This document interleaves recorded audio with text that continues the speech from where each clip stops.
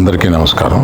ఇప్పుడే హాస్పిటల్ ఐసీయూలో ఉన్న శ్రీతేజ్ ఐసీయూలో చూసి బయటికి వస్తున్నాను. డాక్టర్స్ అందరితోటి నేను మాట్లాడాను.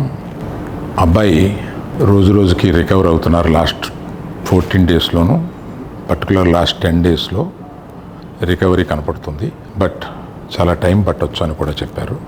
ఇలాగా ఆ అబ్బాయి కోలుకోవడానికి ఏమైనా చేయడానికి మేము సిద్ధంగా ఉన్నాము. అది కాకుండా ప్రభుత్వం కూడా వచ్చి మేము దీన్ని తీసుకుంటాము, ఈ అబ్బాయిని సంపూర్ణ ఆరోగ్యంతో చూడడానికి ప్రభుత్వం కూడా ముందు రావడం చాలా అభినందనీయం.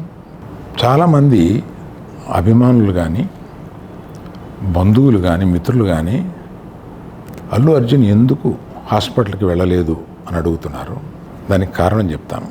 స్టాంపేడ్ జరిగిన రోజు మరుసటి రోజు మార్నింగే అల్లు అర్జున్ వద్దామని అనుకుంటే హాస్పిటల్ అధికారులు నిన్నే కదా జరిగింది, ఇవాళ ఈ హాస్పిటల్కి వచ్చి ఇక్కడ ఇంకొక ఇన్సిడెంట్ని ఎందుకు అవాయిడ్ చేయమని చెప్పి అడిగారు. కరెక్టే కదా అనిపించింది.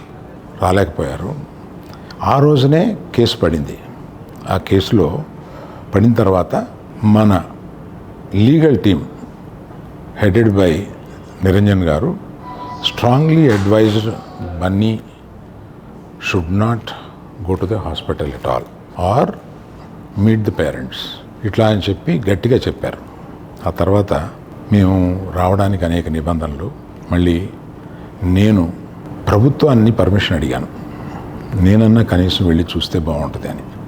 ఎందుకంటే ఓ రోజు బన్నీ బాధపడుతూ నేను చూడలేకపోయాను, నువ్వన్నా వెళ్ళి చూసిరా డాడీ అని అడిగాడు. నేను ప్రభుత్వాన్ని అడిగితే వారు పర్మిషన్ ఇచ్చారు.